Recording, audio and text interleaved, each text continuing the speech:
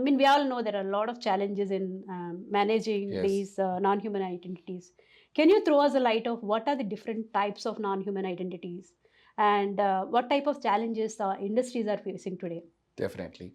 Yeah. So as I started mentioning about like talking about machine to machine and workload application, definitely there is no one authentication mechanisms in the overall world, right? Like we can't have also because every business needs, every application needs, like they do have a different requirement. So I can't just say that like I have created one lock and everybody should use the same lock, right? Like that is something which is not possible. So into that level, what has happened is like there have been something to start from our basics, like always the username password as one of the authentication mechanism, it is still there. Yes. Even today you take a Gmail or take an even our EAD passwords or like whatever it is, like we still use passwords. So password is definitely continuing to be one of the authentication mechanisms. And definitely like from talking from the next level, like certificate, like a digital certificate, like a human has a digital certificate, or like a machine to machine certificate, like it can have a mutual TLS certificate or just a server authentication certificate. And there are also other kind of a certificate. I want to do it for an email signing, I have to use an SPIME certificate. I want to do a document signing. There are many industry regulations, there are many government bodies also recommend saying that like for certain transactions you should carry a digital signature with a certificate and the private key. So there are certain recommendations around that. So obviously, like you do have the certificates and private keys lying with you. And the next being that API keys, like you are talking about APIs being used for various, as you rightly mentioned, like in today in one banking system, when I carry out a transaction, right, there are so many applications it goes through the process, because it is not that like I'm transferring a money from one account to another account and this is the amount.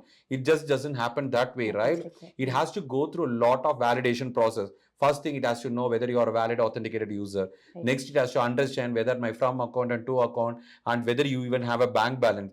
In all these things today, like you also have a very important thing that happens in a banking system is like a risk assessment. Correct. Why they have to do a risk assessment? Because they have to understand, today you carry out a transaction from sitting in Bangalore, and there is a transaction that is happening from the UK in next 3 minutes. They have to analyze this as a risk. They have to do a risk scoring. They have to understand that suddenly somebody is logging in from a different region, which is not physically possible. In that condition, only possibility is that you have provided your username and password to someone else to access from a different region, which is a practical thing. Now, how the system has to understand? It has to understand with your latitude, longitude, data, and all those things with your IP address, the range of the IP address, personal behavior. There are so many assessment that has to happen. Can I do everything? No, I have to have another product to do that risk assessment for me, give a risk scoring for me. So in any transaction, right, you have to go through so many communication. In each of this communication, I can't also say that like we'll always use certificate based authentication. I'm going to use SSL TLS, because we also have to understand these asymmetric cryptography also comes with a performance degrading. So I have to see today when you do a transaction, the overall expectation time is like this has to complete in 300 milliseconds. I can't say that, okay, I have doing a transaction, I'll wait for 5 minutes, right? No. You don't have that luxury. So that balance, I think, as I said about Spider-Man example, here is the most important thing is that the security and the transaction, the balance has to come. Yes. Very clearly. Yes. So to that aspect, there are also other authentication like API keys are there. You have a secrets there. Right. You have a tokens there. You have a OAuth mechanisms there. There are so many mechanisms being built by different applications, which are like whatever we discussed now. The service accounts are there. Right. The service principles are there. All these things are currently, like I can talk about different format or different ways of the NHI types or like non-human identity types today. But now everything carries with some kind of a cryptographic assets, like a cryptographic data. It has the way how these API keys are going to work, right? Like, and all those things. But we also, all of us have a habit, like, unless somebody comes and force, like you don't change the password. Yeah. Right? Like we don't have a habit of rotating our API keys regularly. Correct. Unless like today's certificate, you do it. Why you do it? Because there is a validity period attached to it. Because that asset, that data by itself carries an expiry time, right?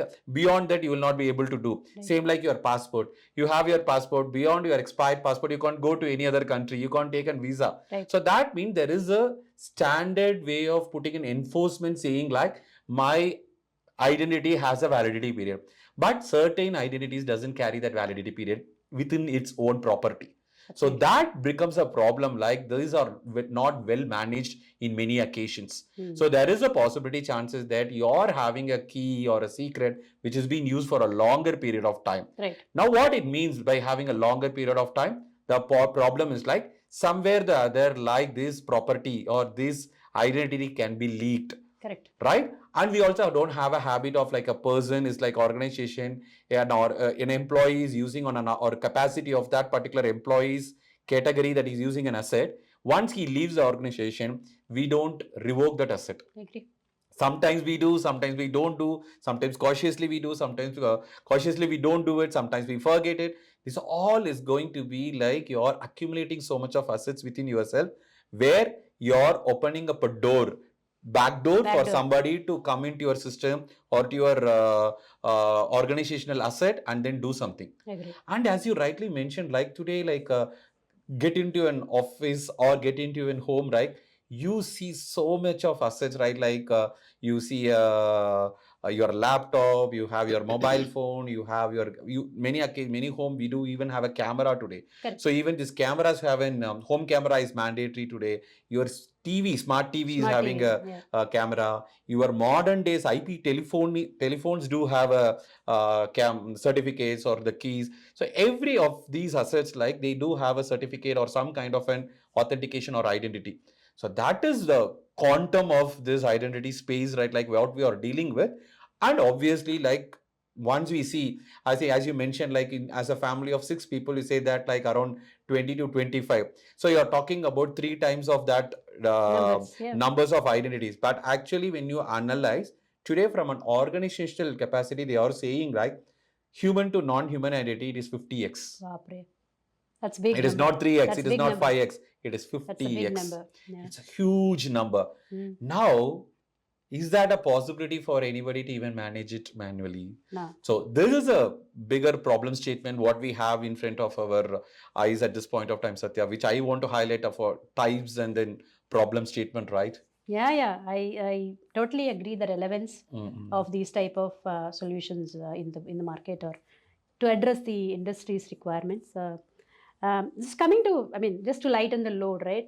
So when you are speaking about this authentication, I've seen recently there is a Netflix series OTT running called Jamtara, right? So in this, actually, the lead character actually identifies a small application, actually, where he's trying to book a ticket for his friend. So when he's booking the ticket, he puts these card number, CVV number, expiry date, and then presses enter, right? And he books. And then, it doesn't work because of whatever his reason.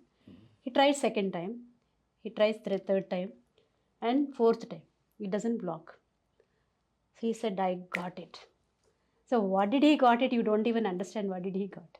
Practically speaking, what did he got is a system where he can validate and actually do a brute force on using these type of applications. The reason why I am bringing on is whenever you are using an application which has these weak controls, actually you are creating opportunity for the hackers to use your application to attack others. So what happens is they use this application for actually cracking the password for 6 major accounts where they know that there are around 30 to 50 lakhs amount, 3 crores of amount.